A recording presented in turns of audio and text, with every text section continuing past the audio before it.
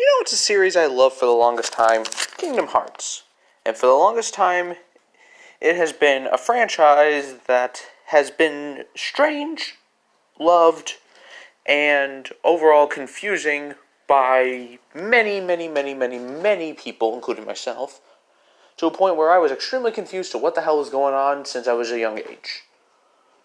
And then even now, I'm still a bit confused. I mean, not entirely, but still. Anyway, though, Kingdom Hearts has been around for, like 18 years, I think, at this point.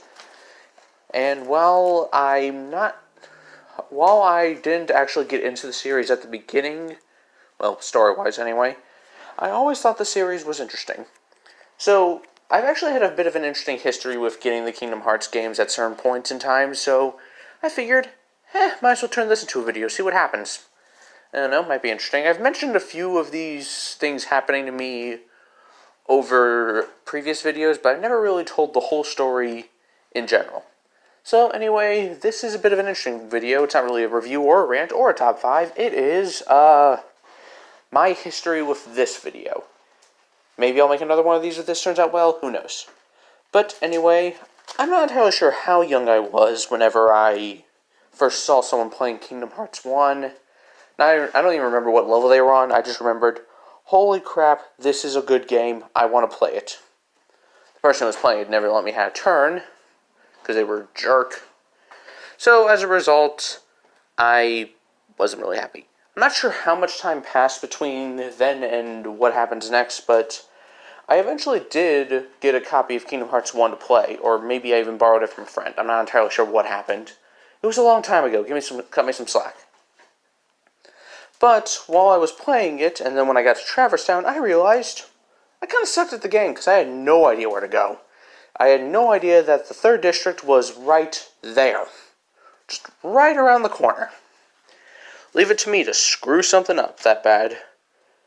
Anyway, I don't know what happened to that copy, but a few years later, I was able to play a copy of Kingdom Hearts 2. And this one was actually one that I owned. Or, well, my family owned. I was actually better at Kingdom Hearts 2 than Kingdom Hearts 1. That's not really surprising. Kingdom Hearts 1's not exactly the best gameplay-wise. But I was not good enough to get past the one mission in the Pirates of the Caribbean world where I had to keep the coin away from the pirates. I sucked.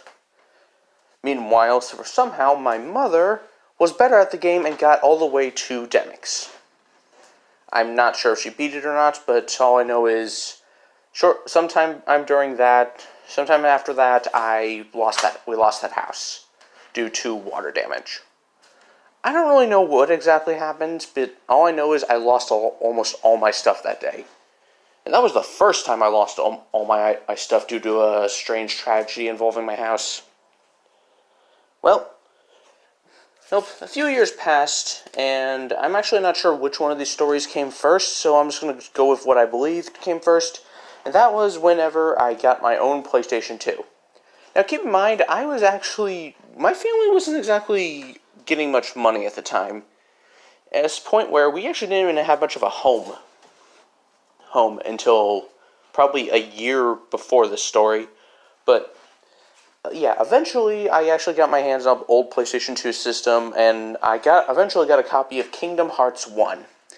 And I played it, and unlike whenever I screwed up when I was younger, I was able to make my way through Traverse Town all the way to the end of the game.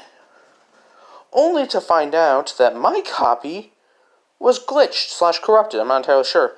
And it froze right during one of the credit scenes I'm not even sure if it's a credit scene, it's when Kairi placed her hand on the drawing that Sora made in the secret cavern, and she began drawing herself on it, or not drawing herself, herself, giving the Papu fruit to him, and then the game just freezes.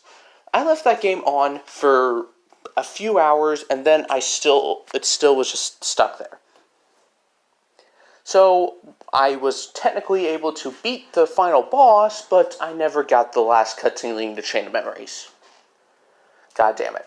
Well, at least this was better than what happened when I got my Kingdom Hearts 2 copy for PlayStation 2. because that copy was way more glitched than my Kingdom Hearts 1 copy.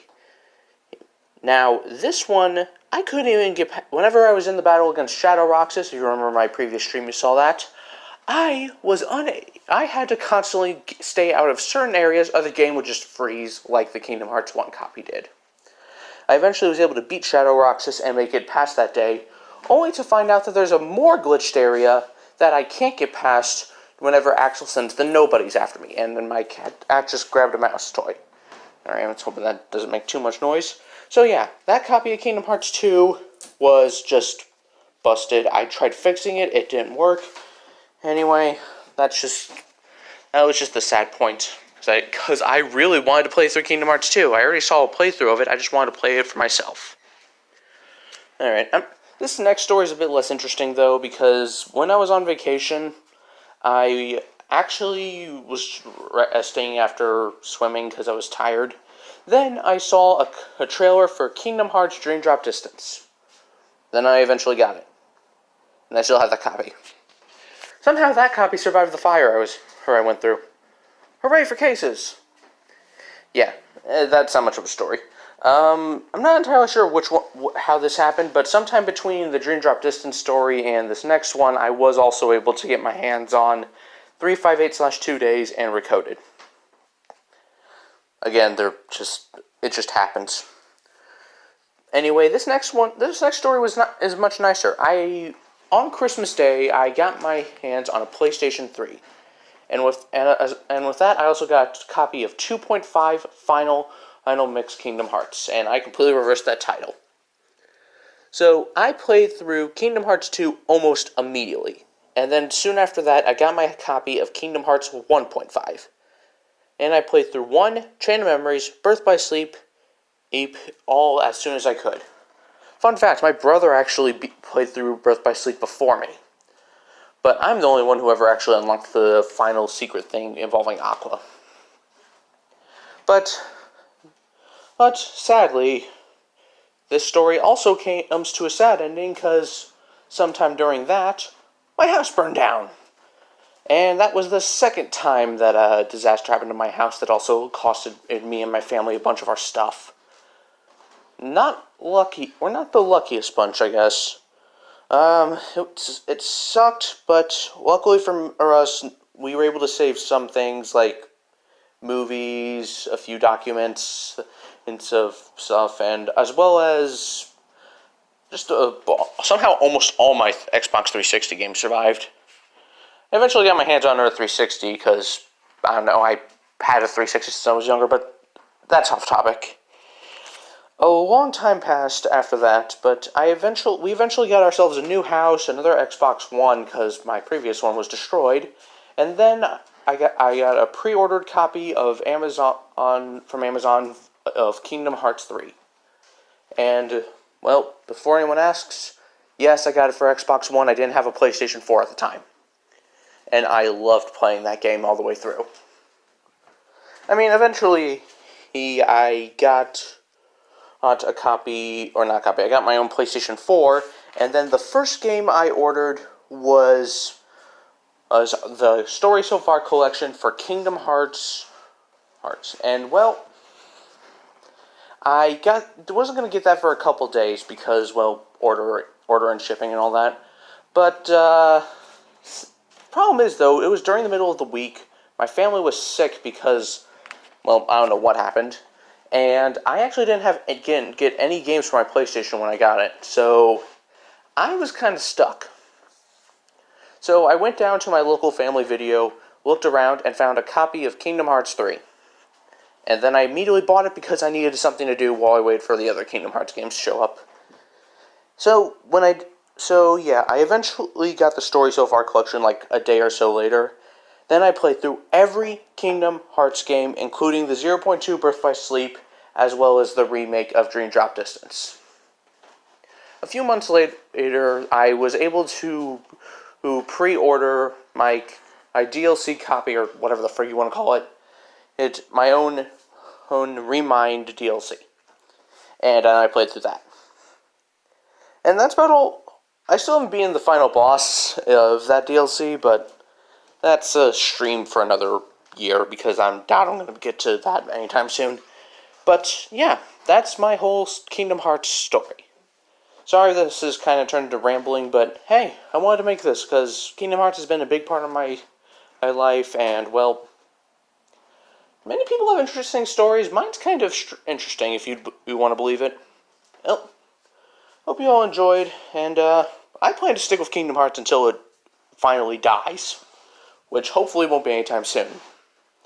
I recently saw a Japanese trailer for some new Kingdom Hearts stuff, including something involving some stuff post Kingdom Hearts 3 involving Kairi, and you can believe me when I say I am interested in that. I want Kairi to actually do something and get some good character development. We are owed this.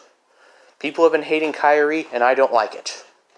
Anyway, that's also another story for another day. Anyway, I will talk to you all later. Peace out.